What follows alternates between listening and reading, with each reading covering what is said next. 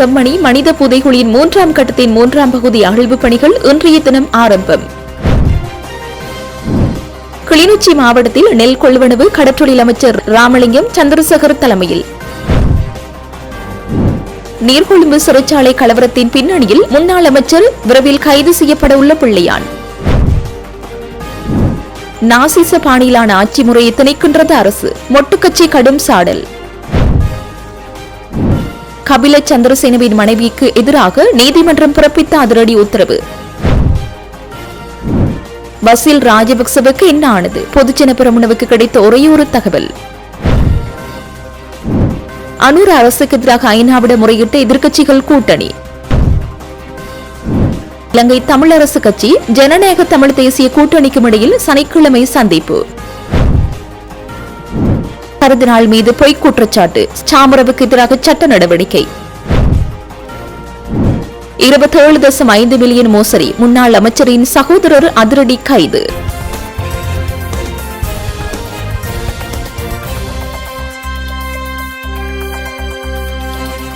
செம்மணி மனித புதைகுழியின் 3ஆம் கட்டத்தின் 3ஆம் பகுதி அகழ்வு பணிகள் இன்றைய தினம் புதன்கிழமை ஆரம்பமாகியுள்ளது. செம்மணி மனித புதைகுழியில் 3ஆம் கட்ட அகழ்வு பணிகள் 56 நாட்கள் முன்னெடுக்க நீதிமன்றம் அனுமதி வழங்கிய நிலையில் 32 நாட்கள் அகழ்வு பணிகள் இடம்பெற்றுள்ள நிலையில் கடந்த 23ஆம் தேதியுடன் அகழ்வு பணிகள் தற்காலிகமாக நிறுத்தப்பட்ட நிலையில் இன்றைய தினம் புதன்கிழமை முதல் அகழ்வு பணிகள் ஆரம்பிக்கப்பட்டுள்ளது. 3ஆம் கட்டத்தின் 33வது நாளான இன்றைய தினம் புதிதாக 2 எண்புக்கூடுகள் அடையாளம் காணப்பட்டுள்ளது. அவை இரண்டும் சிறுவர்களுடையதாகும். அதேவேளை 2 எண்புக்கூட்டு குவியல்களும் அடையாளம் காணப்பட்டுள்ளது. இன்றைய தினம் எண்புக்கூடுகள் அவையும் அகழ்ந்தெடுக்கப்படவில்லை. அதன் அடிப்படையில் செம்மணி புதைக்குழியில் இதுவரையில் 87 நாட்கள் அகழ்வு பணிகள் முன்னெடுக்கப்பட்ட நிலையில் 414 எண்புக்கூடுகள் அடையாளம் காணப்பட்டுள்ள நிலையில் 409 எண்புக்கூடுகள் முற்றாக அகழ்ந்தெடுக்கப்பட்டுள்ளன. செம்மணி சிந்துபாத்தி மனித புதைகுழி வழக்கின் 3ஆம் கட்டத்தின் 33ஆம் நாள் யாழ் நீதவான் கௌரவ எஸ். லெனின்குமார் அவர்கள் முன்னிலையில் காலை எடுத்துக் கொள்ளப்பட்டது. இன்று முதல் கட்டமாக ஆரம்பிக்கப்பட்டதன் அடிப்படையில் 2 மனித எச்சங்கள் அடையாளப்படுத்தப்பட்டது. அவை 2ம் சிறு குழந்தைகளின் மனித எச்சங்களாக காணப்படுகின்றன. அத்தோடு 2 மனித குவியல்களும் அடையாளப்படுத்தப்பட்டிருக்கின்றன. மொத்தமாக இதுவரை 414 மனித எச்சங்கள் அடையாளப்படுத்தப்பட்டிருக்கின்றது. இன்று ஒன்றும் அகலப்படவில்லை. நாளை தொடர்ந்து 34ஆம் நாள் அகழ்வு பணி நடைபெறும்.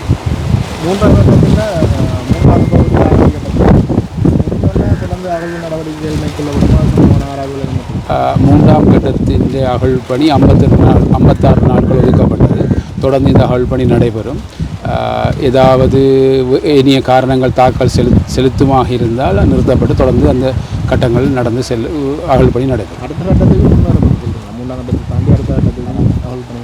3ஆம் கட்டத்தில் அகழ்வு பணி முடிந்த பிறகு இது சம்பந்தமான ஆராய்ச்சிகளை செய்து உரிய நிபுணர்கள் அடுத்த கட்டத்துக்கு நகர்வார்கள் என்று நம்பப்படுகிறது. இடைக்கால அறிக்கைகள் இந்த 3ஆம் கட்ட அகழ்வு பணி முடிவிட்ட பிற்பாடு தாக்கல் செய்வதற்கு நீதிமன்றங்களிடம் விண்ணப்பிக்கப்பட இருக்கிறது. நன்றி. கிளிநொச்சி மாவட்டத்தில் நெல் கொள்வனவு கடற்றொழில் அமைச்சர் ராமலிங்கம் சந்திரசேகர் தலைமையில் ஆரம்பித்து வைக்கப்பட்டது. கிளிநொச்சி மகளங்காடு கமக்காரர் அமைப்பின் நெற்களஞ்சிய சாலையில் நெல் சந்தைப்படுத்தல் சபையின் வடமாகாண பதில் முகாமையாளர் தவராசா கஜேந்திரன் தலைமையில் நடைபெற்ற நிகழ்வில் கடற்றொழில் அமைச்சர் ராமலிங்கம் சந்திரசேகர், பாராளுமன்ற உறுப்பினர் இளங்குமரன், கிளிநொச்சி மாவட்ட ஒருங்கிணைப்பு குழு தலைவரின் இணைப்பாளர் மருங்கன் மோகன், விவசாயிகள் கலந்து கொண்டனர். குறித்த நெல் கொள்வனவு தொடர்பாக விவசாயிகள் கருத்து தெரிவிக்கையில் முன்னைய காலங்களில் அறுவடை செய்த நெல்லை விற்பனை செய்ய வேண்டுமா போராட்டங்கள் நடத்தப்பட்டு அறுவடை முடிந்து பல மாதங்களின் பின்னரே குறித்த சில விவசாயிகளிடம் மாத்திரம் நெல் கொள்வனவு இடம்பெற்று வந்ததாகவும் தற்போதைய அரசாங்கம் அறுவடை ஆரம்பிக்கப்பட்ட நிலையில் நெல் கொள்வனவையும் ஆரம்பித்துள்ளது. அது மட்டுமின்றி நெல்லுக்கான உத்தரவாத விலையினையும் வழங்கியுள்ளதுடன் தனியார் ஒரு மூட்டை நெல்லினை 55,620 ரூபாவுக்கும் தற்பொழுது இடைத்தரகர்களால் கொள்வனவு செய்யப்படுகின்றது. இருப்பினும் அரசாங்கம் கூறியவாறு விவசாயிகள் பாதிக்கப்படாத வகையில் ஒரு மூட்டை நெல்லினை 8,450 ரூபாவுக்கும் கொள்வனவு செய்யப்படுகிறது. குறித்த நெல் கொள்வனவு தொடர்ச்சியாக அனைத்து விவசாயிகளிடமும் கொள்வனவு செய்யப்பட வேண்டும் எனவும் குறித்த சம்பவம் தொடர்பாக தற்போதைய அரசாங்கத்தின் உரிய நேரத்தில் நெல் கொள்வனவில் ஈடுபடுவது மகிழ்ச்சி அளிப்பதாகவும் அரசாங்கத்திற்கு நன்றி தெரிவித்ததாக தெரிவித்தனர். இன்றைக்கு மிகவும் முக்கியமான நிகழ்வு ஒன்று இன்றைக்கு கிளிநொச்சி மாவட்டத்தில் இடம்பெறுகின்றது. அதான் கிளிநொச்சி மாவட்டத்தில் இருக்கின்ற விவசாயிகளுக்கு சந்தோஷத்தை ஏற்படுத்துகின்ற அதே நேரத்தில் விவசாயிகளுடைய நெல்லை நேரடியாக அரசாங்கத்தால் கொள்வனவு செய்கின்ற நிகழ்வு இன்றைக்கு இந்த இடத்தில் இடம்பெறுகின்றது. அதன் பொழுது இதனால் வரைக்கும் அதாவது இங்கிருந்த விவசாயிகள் பல்வேறு இன்னல்களை சந்தித்திருக்கின்றார்கள். அது மாத்திரமல்ல, கடந்த காலத்தில் எடுத்துக்கொண்டாலும் சரி, இதற்கு முன்னர் எடுத்துக்கொண்டாலும் கூட இந்த விவசாயம் செய்வது என்பது உண்மையிலேயே ஒரு முக்கியமான செயற்பாடு. அதற்கு பல்வேறு இன்னல்கள், கஷ்டங்கள், துன்பங்களை அனுபவிக்கின்றவர்கள் வேறு யாருமல்ல, இந்த நாட்டின் விவசாயிகளாகும். அது மாத்திரமல்ல, இந்த நாட்டில் விவசாயிகளால் தான் இந்த நாடு இயங்குகின்றது என்றாலும் கூட அது மிகையாகாது. அந்த வகையில் மிகவும் மிகவும் மிகவும் முக்கியமான ஒரு தொழிலாக இருக்கின்ற விவசாயத்தை கடந்த காலங்கள் எடுத்துக்கொண்டாலும் சரி, பொதுவாக எடுத்துக்கொண்டாலும் கூட உண்மையிலே அது ஒரு மாட்டான் தான் மனப்பான்மையோடு தான் பார்க்கின்ற ஒரு நிலைமை இருந்தது. அந்த நிலைமையை மாற்றி அமைத்து உண்மையிலேயே இன்றைக்கு அந்த விவசாயத்தை மேலும் ஊக்குவிப்பதற்கும், அதே போன்று இதனால் வரைக்கும் வெளிநாடுகள் வந்து இறக்குமதி செய்யப்பட்ட அரிசிக்கு பதிலாக எங்களுடைய உள்நாட்டிலேயே உற்பத்தி செய்து கொள்ளக்கூடிய, அது மாத்திரமல்ல வெளிநாட்டுக்கு ஏற்றுமதி செய்வதற்கும், அதே போன்று இம்முறை நாங்கள் எங்களுடைய உற்பத்தி ஒட்டுமொத்தமாக பார்க்கின்ற பொழுது எங்களுக்கு மேலதிகமான உற்பத்தியும் கூட இருக்கின்றது. அப்ப அதனால்தான் இதில் ஏனைய உற்பத்திகளுக்கும் எங்களுடைய அரிசியை பெற்றுக் கொடுப்பதற்கான நடவடிக்கைகள் நாங்கள் எடுத்திருக்கின்றோம். அந்த வகையில் இன்றைக்கு இங்கு இந்த இடத்தில் கொள்வனவு செய்யப்படுகின்ற நெல்லானது அதாவது நாடு 120 ரூபாய், சம்பா 130 ரூபாய், அதே போன்று கீரி சம்பா 140 ரூபாவுக்கு இன்றைக்கு கொள்வனவு செய்யப்படுகின்றது. இது நான் நினைக்கின்றேன் இங்கிருந்த விவசாயிகளுக்கு ஓரளவு திருப்திகரமான செயற்பாடாக இருக்கும் என்று நினைக்கின்றேன். அப்ப அந்த வகையில் மிகவும் மகிழ்ச்சியான நாள். அந்த வகையில் எங்களுடைய அரசாங்கம் என்ற வகையில் உண்மையிலே விவசாயிகளிடம் நாங்கள் கூறியது போன்று விவசாயிகளுடைய நெல்லை நாங்களே கொள்வனவு செய்து அதனூடாக மீண்டும் இந்த நாட்டின் நுகர்வோருக்கு குறைந்த விலையில் அரிசியை பெற்றுக் கொடுப்பதுதான் எங்களுடைய நோக்கம். அப்ப அந்த நோக்கம் இன்றைக்கு நடுத்தளவு ரீதியாக நிறைவேற்றப்பட்டு வருகின்றது என்பதுதான் உண்மை. சிறை கைதிகளை தூண்டிவிட்டு அதன் மூலம் வெளியே கலவரத்தை ஏற்படுத்தி ஒரு குழப்பகரமான சூழலை உருவாக்கி தற்போதைய அரசாங்கத்திற்கு எதிராக செயல்படவே நீர்கொழும்பு சிறைச்சாலை கலவரம் திட்டமிடப்பட்டுள்ளது என்று தேசிய மக்கள் சக்தியின் கொழும்பு மாவட்ட தமிழ் ஊடக இணைப்பாளர் தாக ஐன்ஸ்டீன் தெரிவித்துள்ளார். கடந்த காலங்களில் இனக்கலவரங்கள், சிறைச்சாலை சம்பவங்களின் மூலமே தொடங்கப்பட்டது. இதுபோன்ற குழப்பங்கள் நாட்டில் சட்டம் ஒழுங்கு சீர்குலைந்துள்ளதாக சித்தரிக்கப்பட்டு தற்போதைய அரசாங்கத்திற்கு எதிராக நம்பிக்கையில்லா பிரேரணிகளை கொண்டுவர பயன்படுத்தப்படலாம். விஜயதாஸ் ராஜபக்ச உள்ளிட்ட கடந்த கால ஆட்சியாளர்கள் தங்களை காப்பாற்றிக் கொள்ள இவ்வாறான குழப்பங்களை செயற்கையாக உருவாக்கினர் என்றும் குறிப்பிட்டார். மேலும் உயிர்த்த ஞாயிறு தாக்குதல் தொடர்பில் முன்னாள் கிழக்கு மாகாண ஆளுநர் பிள்ளையான் கைது செய்யப்படலாம் என்றும் குறிப்பிட்டார். அவருக்கு எதிரான பல ஆதாரங்கள் கிடைக்கப்பெற்றுள்ள நிலையில் அடுத்ததாக பிள்ளையான் கைது செய்யப்படுவார் எனவும் தாக ஐன்ஸ்டீன் குறிப்பிட்டார். கருணாவை பொறுத்தவரை அத்தகைய நேரடி ஆதாரங்களோ அல்லது அண்மைய விசாரணைகளில் மையப்படுத்தப்பட்ட குற்றச்சாட்டுகள் அவர் மீது வலுவாக இல்லை என்றும் அவர் இதன்போது சுட்டிக்காட்டினார். தற்போதைய அரசு தனது கட்சியின் தொண்டர்கள் மூலம் அரசு நிர்வாகத்தின் அனைத்து மட்டங்களையும் கட்டுப்படுத்தும் ஒரு விசித்திரமான மற்றும் ஜனநாயகத்திற்கு புறம்பான ஆட்சி முறையை திணிக்க முயல்கின்றது என ஸ்ரீலங்கா பொதுஜன பெரமுனவின் முன்னாள் நாடாளுமன்ற உறுப்பினர் சஞ்சீவ் எதிரிமான குற்றம் சாட்டியுள்ளார். பத்திரமுல்லையில் உள்ள ஸ்ரீலங்கா பொதுஜன பெரமுன கட்சி தலைமையகத்தில் இன்று நடைபெற்ற ஊடகவியலாளர் சந்திப்பிலேயே மேற்கண்டவாறு தெரிவித்துள்ளார். அவர் மேலும் தெரிவிக்கையில், அரசை கைப்பற்றியதுடன் நில்லாமல் அரசு இயந்திரத்தையும் முழுமையாக கைப்பற்ற வேண்டும் என்ற ரீதியில் தற்போதைய அமைச்சர்கள் கருத்துக்களை வெளியிட்டு வருகின்றனர். கிராம உத்தியோகத்தர் முதல் மாவட்ட செயலாளர் வரையிலான பதவிகளை தேசிய மக்கள் சக்தியின் அரசியல் தொண்டர்களை வழிநடத்த வேண்டும் என்று அவர்கள் முனைகின்றார்கள். இது ஹிட்லரின் நாசிச ஆட்சியை போன்றது. தங்களுக்கு கிடைத்துள்ள நாடாளுமன்ற மற்றும் நிறைவேற்ற அதிகாரங்கள் போதாது என்று அமைச்சர் இரங்க குணசேகர போன்றோர் கருத்து வெளியிடுகின்றனர். நாட்டை ஜனநாயக ரீதியில் ஆளாமல் ஒட்டுமொத்த நிர்வாகத்தையும் ஒரு கட்சியினரின் கட்டுப்பாட்டின் கீழ் கொண்டுவர முயல்கின்றனர். ஹிட்லர் அன்று தேசிய சோசலிசம் என்ற போர்வையில் தனது கொடூரமான கொள்கைகளை நடைமுறைப்படுத்தியது போல் இவர்களும் அழகான வார்த்தைகளை கூறிக்கொண்டு ஜனநாயகத்திற்கு அப்பாற்பட்ட அரசியல் கருத்துக்களை இந்த நாட்டுக்குள் திணிக்க பார்க்கின்றனர். நாட்டின் ஆட்சி அதிகாரத்தில் உள்ள அனைவரும் தமக்கு கட்டுப்பட்டு வாழ வேண்டும் என்ற இந்த விகாரமான ஆட்சி மாதிரியை சமூகம் புரிந்து கொள்ள வேண்டும். ஜனநாயகத்தை முற்றாக நிராகரிக்கும் இத்தகைய அச்சுறுத்தும் போக்கினை மக்கள் விழிப்புணர்வுடன் அவதானிக்க வேண்டும் என்றும் வலியுறுத்தியுள்ளார்.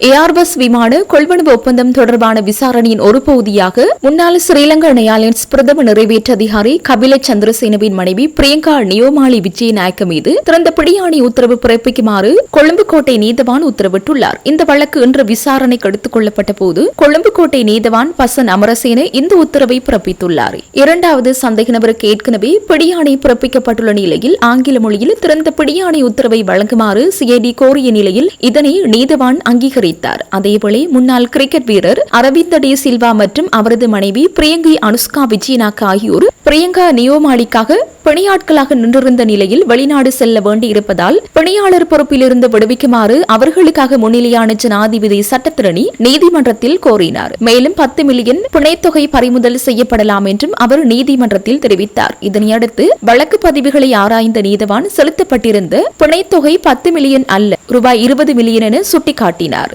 மேலும் அந்த பிணைத்தொகையை பறிமுதல் செய்வதற்கு முன் அதற்கான காரணங்கள் எழுத்து மூலமாக நீதிமன்றத்தில் சமர்ப்பிக்கப்பட வேண்டும் என்றும் தெரிவித்தார். இதன்படி இரு பிணையாளர்களை அவர்களது பொறுப்பிலிருந்து விடுவிக்க நீதவான் உத்தரவிட்டதுடன் பிணைத்தொகையை பறிமுதல் செய்வதற்கான காரணங்களை எழுத்து மூலமாக சமர்ப்பிக்குமாறும் உத்தரவிட்டார். இந்த வழக்கு ஜூலை 22ஆம் தேதி மீண்டும் விசாரணைக்கு எடுத்துக் கொள்ளப்பட உள்ளது. மேலும் இந்த வழக்கின் முதல் சந்தேக நபரான முன்னாள் ஸ்ரீலங்கன் ஏர்லைன்ஸ் பிரதம நிறைவேற்று அதிகாரி கபில சந்திரசேன ஏற்கனவே உயிரிழந்து விட்டார் என்பதும் நீதிமன்றத்தில் குறிப்பிடத்தக்கது. பசில் ராஜபக்ச உடல்நலக்குறைவால் பாதிக்கப்பட்டுள்ளார் என்பது மட்டுமே அவர் தொடர்பில் எங்களிடம் தற்போது இருக்கும் ஒரே ஒரு தகவல் என்று பொதுஜன பெரமுனவின் முன்னாள் நாடாளுமன்ற உறுப்பினர் ஜகத்குமார் தெரிவித்துள்ளார். பொதுஜன பெரமுன கட்சியின் தலைமை காரியாலயத்தில் இடம்பெற்ற செய்தியாளர் சந்திப்பொன்றின் போதே அவர் மேற்கண்டவாறு குறிப்பிட்டார். இதன்போது வெளிநாட்டில் இருக்கும் பசில் ராஜபக்ச நீதிமன்றத்தில் முன்னிலையாகுவதற்காக நாட்டுக்கு திரும்புவாரா என ஜகத்குமாரவிடம் கேள்வி எழுப்பப்பட்டது. இந்த கேள்விக்கு பதிலளித்த ஜகத்குமார் மேலும் தெரிவிக்கையில் பசில் ராஜபக்ச நாட்டு திரும்புவது குறித்து அவரிடம் தான் கேட்க வேண்டும். ஆனால் உரிய நேரத்தில் விடயங்களில் தலையிடுவார். யாரும் நீதிமன்றத்தை தவிர்க்கவும் இல்லை, நீதிமன்ற நடவடிக்கைகளை தவிர்க்க முயற்சிக்கவும் இல்லை. பசில் ராஜபக்ச சரியான நேரத்தில் நீதிமன்றத்தில் முன்னிலையாகுவார். முன்னாள் அமைச்சர் பசில் ராஜபக்ச ஒரு நோயினால் பாதிக்கப்பட்டுள்ளார் என்பது மாத்திரமே எமக்கு தெரியும். ஆனால் அந்த நோயின் தன்மை குறித்து எனக்கு தெரியாது. அதேபோல் பசில் ராஜபக்ச உடல்நலக் குறைவால் பாதிக்கப்பட்டுள்ளார் என்பது மாத்திரமே கட்சிக்கும் தெரியும். அத்துடன் இது தொடர்பான தகவல்கள் ஏற்கனவே நீதிமன்றத்தில் சமர்ப்பிக்கப்பட்டுள்ள என நான் நம்புகின்றேன். நாங்கள் இருக்கும் இடத்திற்கும் அவர் இருக்கும் இடத்திற்கும் இடையே கணிசமான தூரம் உள்ளது. எனவே அவர் எங்கு இருக்கின்றார், என்ன நோயினால் பாதிக்கப்பட்டுள்ளார் என்பது குறித்து எமக்கு தெரியாது என குறிப்பிட்டுள்ளார். நீதித்துறை சீர்திருத்த முன்மொழிவுகள் மற்றும் அண்மையில் இடம்பெற்ற சிறைச்சாலை வன்முறை சம்பவங்கள் தொடர்பில் ஜனநாயக மக்கள் கூட்டு எதிர்க்கட்சியின் தலைவர்கள் குழுவினர் ஐக்கிய நாடுகள் சபையின் கொழும்பு தலைமையகத்திற்கு சென்று ஐநா வதிவிட ஒருங்கிணைப்பாளர் மார்க்-ஆண்ட்ரே பிராஞ்சை சந்தித்து மனு ஒன்றை கையளித்துள்ளனர். இந்த சந்திப்பில் கூட்டு எதிர்க்கட்சியின் அழைப்பாளர் பேராசிரியர் GL பீரிஸ், தலதா அத்துகோரல, பிரேம்நாத் சி தொலவத்த, அசாத் சாலி மற்றும் முன்னாள் ராஜாங்க அமைச்சர் சுரேன் ராகவன் உள்ளிட்டோர் கலந்து கொண்டுள்ளனர். இந்த சந்திப்பினை அடுத்து ஊடகங்களுக்கு கருத்து தெரிவித்த பேராசிரியர் GL இலங்கையில் எவரும் இவ்வாறான மாற்றத்தை கோரவில்லை. சட்டத்திறனிகள், சிவில் சமூகத்தினர் மற்றும் நாடாளுமன்ற உறுப்பினர்கள் அனைவரும் இதற்கு எதிர்ப்பு தெரிவித்து வருகின்றனர். எந்த ஒரு வெளிப்படை தன்மையுமின்றி அரசு முன்னெடுக்கும் இந்த முயற்சியின் பின்னணியில் உள்ள நோக்கம் என்ன? மேலும் அரசமைப்பின் 12வது பிரிவின் கீழ் வரும் சமத்துவ கோட்பாட்டுக்கு முரணாக நீதிபதிகளுக்கும் சட்டத்திறனிகளுக்கும் பதவிக்காலத்தை நீடிக்க அரசு முனைகின்றது. நாட்டில் உண்மையான பிரச்சனைகளை தீர்க்காது வீணான குழப்பங்களை ஏற்படுத்துவதே அரசின் நோக்கமாக உள்ளது என அவர் குறிப்பிட்டுள்ளார். நீர்கொழும்பு சிறைச்சாலையில் இடம்பெற்ற வன்முறை சம்பவம் குறித்து கருத்து தெரிவித்த சுரேன் ராகவன், சம்பவம் நடந்து 10 நாட்கள் கடந்தும் இதுவரை இடைக்கால அறிக்கை கூட வெளியிடப்படவில்லை. இது துரதிருஷ்டவசமானது. கண்ணீர் புகை மற்றும் ரப்பர் தோட்டாக்கள் போன்ற குறைந்தபட்ச பலப்பிரயோக முறைகளை கையாண்டிருக்க வேண்டும். இந்த வன்முறையில் 33 பேர் உயிரிழந்துள்ளனர். தண்டனை வழங்கப்படாத நிலையில் இவர்களின் வாழும் உரிமை பறிக்கப்பட்டுள்ளது. இது ஐநா சபையால் அங்கீகரிக்கப்பட்ட சர்வதேச சட்டத்திற்கு புறம்பானதாகும். முறைமை மாற்றத்தை எதிர்பார்த்து மக்கள் வாக்களித்தனர். ஆனால் அனுபவமற்ற நிர்வாகமே தற்போதைய நாட்டின் முக்கிய பிரச்சனையாக உள்ளது. ஜனநாயக கட்டமைப்புக்குள் நின்று ஜனாதிபதி அனுரகுமார திசாநாயக்க தலைமையிலான அரசுக்கு இதுவே போதும் என்பதை வலியுறுத்த விரும்புகிறோம் என்று குறிப்பிட்டுள்ளார்.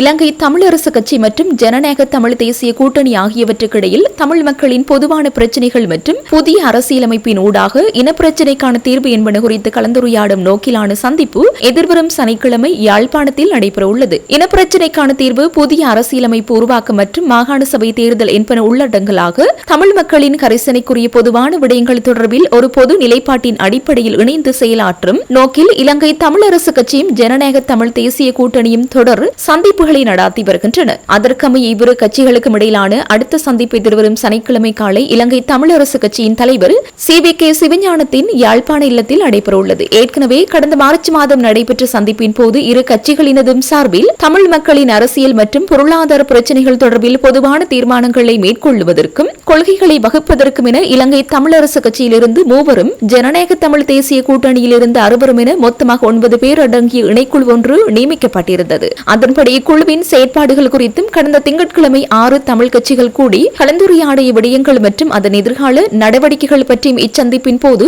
ஆராயப்பட உள்ளது. மேலும் இலங்கை தமிழரசு கட்சியுடன் கூட்டணிவதற்காக ஜனநாயக தமிழ் தேசிய கூட்டணி முன்வைத்திருந்த 6 நிபந்தனைகளில் இணைந்த கட்டமைப்பு ஒன்றின் அடிப்படையில் சுருக்கமான புரிந்துணர்வு உடன்படிக்கை ஒன்றை எட்டுதல் உள்ளிட்ட 3 நிபந்தனைகளை முதற்கட்டமாக ஏற்று செயற்படுவதற்கு தயார் என்று இலங்கை தமிழரசு கட்சி அறிவித்திருக்கும் பின்னணியில் அது பற்றியும் இதன்போது கலந்துரையாடப்படும் என எதிர்பார்க்கப்படுகிறது.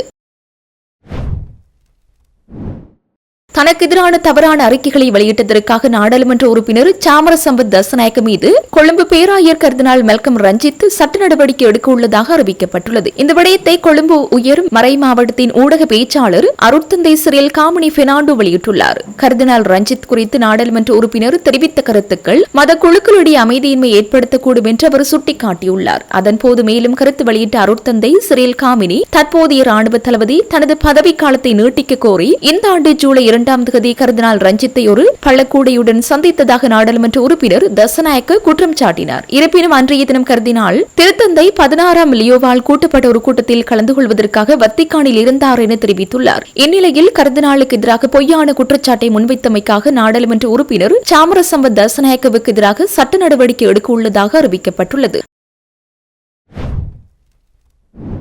முன்னாள் அமைச்சர் SP திசாநாயக்கவின் சகோதரரும் முன்னாள் மாகாண சபை உறுப்பினருமான ஜெயலத் பண்டார திசாநாயக்க மத்திய குற்றப்புலனாய்வு பணியகத்தினால் கைது செய்யப்பட்டுள்ளார். மதுபான உரிமம் பெற்றுத் தருவதாக வாக்குறுதியளித்து 27.5 மில்லியன் மோசடி செய்ததாக கூறப்படும் குற்றச்சாட்டின் பேரில் அவர் கைது செய்யப்பட்டுள்ளதாக தெரிவிக்கப்படுகிறது. சந்தேக நபர் மதுபான உரிமம் பெற்றுத் தருவதாக கூறி 2024 ஆண்டில் ஒரு முறைப்பாட்டரிடமிருந்து 27.5 மில்லியனை பெற்றுக்கொண்டு ஆனால் அவ்வாறு செய்ய தவறியதாக கூறப்படுகிறது. மதுபான உரிம பணியகத்தின் விசாரணையை தொடர்ந்து இந்த கைது நடவடிக்கை மேற்கொள்ளப்பட்டுள்ளது. இதன்படி இவ்விடயம் தொடர்பான மேலதிக விசாரணைகளை காவல்துறையினர் மேற்கொண்டு வருகின்றனர்.